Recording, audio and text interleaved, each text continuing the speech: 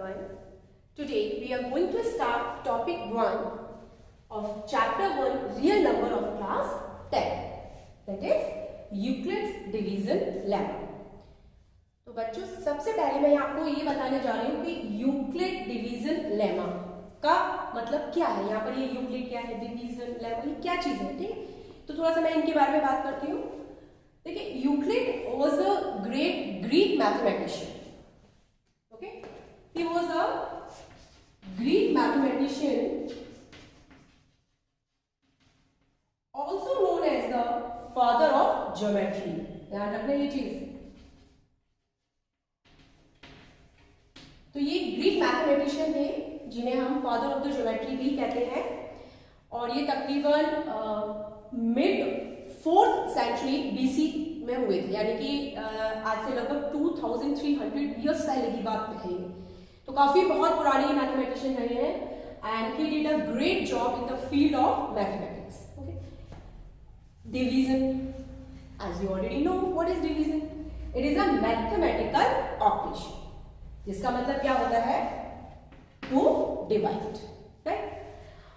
Now come to lemma। lemma क्या होता है भाई?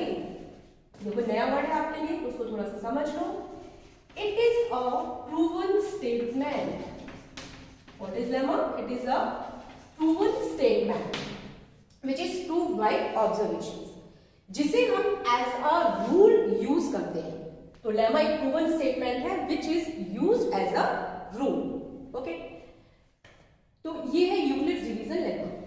अब यूक्लिड्स डिवीजन लेमा ने क्या स्टेट किया, एक स्टेटमेंट क्या था, यूक्लिड ने डिवीजन से जो रिलेटेड प्रॉब्लम्स थी उनके बारे में क्या कहा, वो अब यहां पर हम देखते हैं। तो भाई इन्होंने कहा, Euclid state that given positive integers, तो पॉजिटिव इंटीजर्स मैं ऑलरेडी आपको बता चुकी हूँ, okay. Given positive integers A and B, जहां पर कंडीशन हम लेकर चलेंगे A is greater than B, there exist unique integers Q and R satisfying this relation. और कंडीशन यहां पर थी, उन्होंने रिमाइंडर के लिए आर जो है उसकी कंडीशन थी कि it is greater than and equals to 0 but less than B. ये स्टेटमेंट था हमारा यूक्लिड ने जो हमें गिविंग, यूक्लिड ने जो हमें दिया, तो उसी को हम कहते हैं यूक्लिड डिवीजन लेमा। अच्छा अब इस चीज को देखो, ये अब आपको थोड़ा सा समझ में नहीं आई होगी, तो देखो इसलिए मैं आपको एक एग्जांपल लेकर के समझाती हूँ, ओके। तो हम यहाँ पर कोई भी 2 पॉजिटिव इंटीजर्स ले लेते हैं, टेक a 9 एंड b 7। तो अभी हम इसका मतलब समझते हैं। देखो ये जो स्टेटमेंट है ये क्या कहता है, तो अगर if we divide 9 by 7 we will get 1 as a quotient and 2 as a remainder, ठीक। तो 1 क्या है यहाँ पर आपका quotient, 2 is a remainder। और ये वाली जो चीज है भाई, ये सब जानते हैं आप लोग, बचपन में आप पढ़ चुके हैं छोटी क्लासेस में, इसे हम डिविडेंड कहते हैं, और ये हमारा होता है डिवाइजर। तो देखो ये स्टेटमेंट, ये चीज क्या बता रही है हमें कि जो 9 है आपका, यानी कि डिविडेंड, ठीक, जो 9 है it can be express as the product of divisor into dividend, divisor into quotient plus remainder. इस चीज को देखो थोड़ा सा इस तरह से समझो कि जो देखो 9 है ना, डिविडेंड है, इसको हम कैसे एक्सप्रेस कर सकते हैं, 7 into 1 plus 2, ये तो हुआ 9, 7 plus 2 9, यानी कि dividend is equals to divisor into quotient plus remainder. तो ये जो आपका ये जो स्टेटमेंट है, ठीक है, इसी चीज को मॉडर्न मैथमेटिक्स में हजारों साल बाद मॉडर्न मैथमेटिक्स में इसी चीज को कहा गया डिवीजन एल्गोरिथम। क्या कहा गया इसको, डिवीजन एल्गोरिथम। तो डिवीजन एल्गोरिथम ये कहते हैं कि भाई किसी भी डिविडेंड को हम इस तरह से एक्सप्रेस कर सकते हैं, जहां पर देखिए जो a है आपको, यहां पर हम इसको डिविडेंड करेंगे, जो b है इसे हम यहाँ पर डिवाइजल कहेंगे, क्वोशिएंट Q और रिमाइंडर। तो ये वाली चीज सिर्फ ये वाली चीज स्टेटमेंट है, ओके। इसे हमने कहा आफ्टर 1000 इयर्स इस चीज को ही मैथमेटिशियन ने डिवीजन एल्गोरिथम कहा। लेकिन यूक्लिड सिर्फ इतनी बात नहीं करता है, यूक्लिड बात करता है वही कि ये कंडीशन के साथ साथ उसने आर पर भी जोर दिया कि जो रिमाइंडर है इसकी भी कुछ पॉसिबल वैल्यूज होंगी। तब आपका ये जो पूरा स्टेटमेंट बनता है कि A is equals to BQ plus R where R is greater than or equals to 0 but less than B। इस चीज के साथ आपका यूक्लिड का स्टेटमेंट कंप्लीट होता है, ओके। ये चीज सिर्फ अगर आप इसकी बात करें तो ये आपका डिवीजन एल्गोरिथम है, लेकिन अगर हम बात करें भाई साथ में कि R की पॉसिबल वैल्यूज क्या होगी, तब हम इसको कहते हैं यूक्लिड डिवीजन लेमा का स्टेटमेंट। तो ये कंप्लीट स्टेटमेंट है।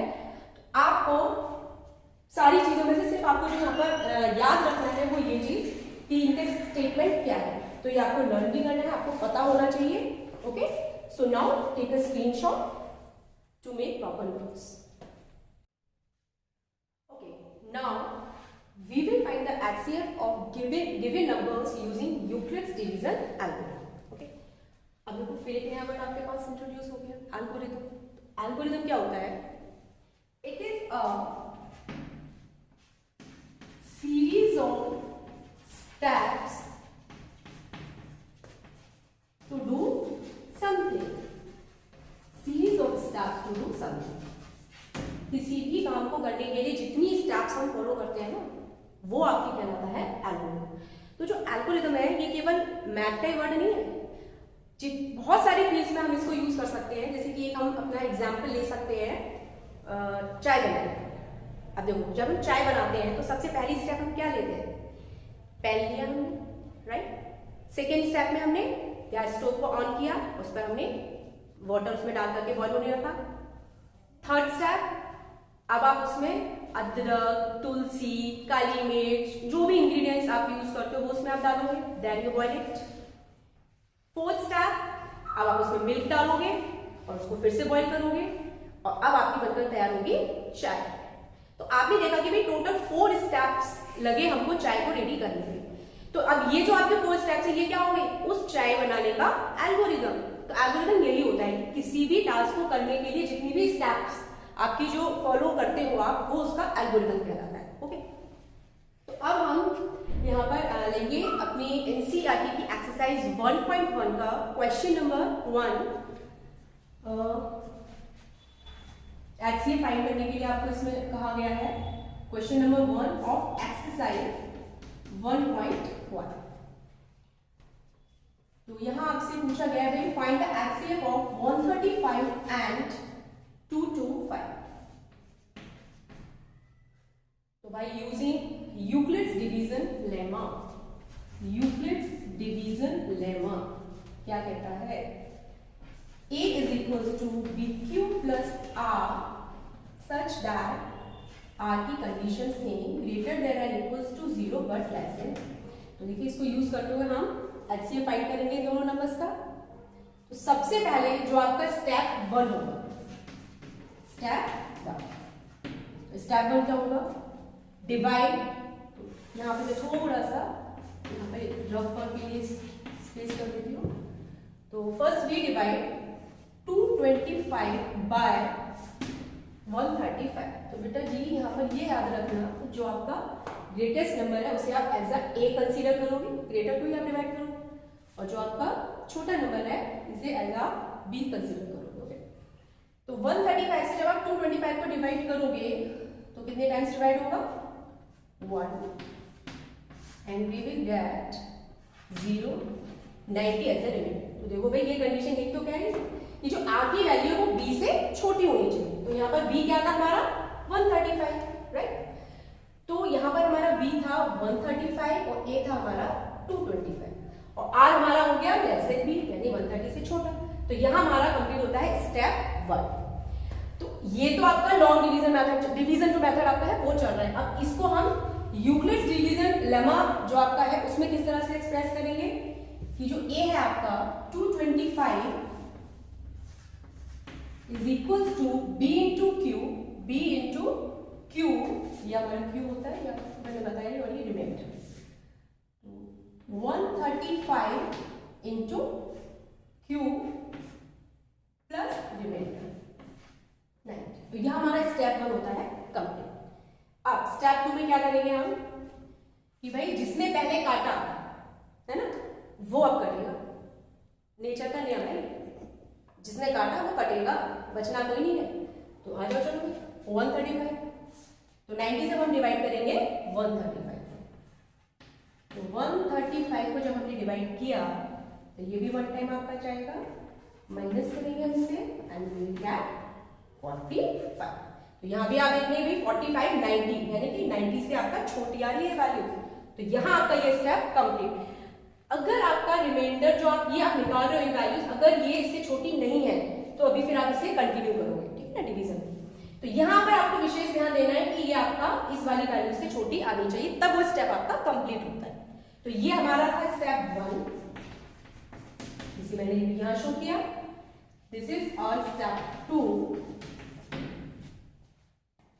स्टेप 2 में हम लिखेंगे, this is taken as a A and this is B.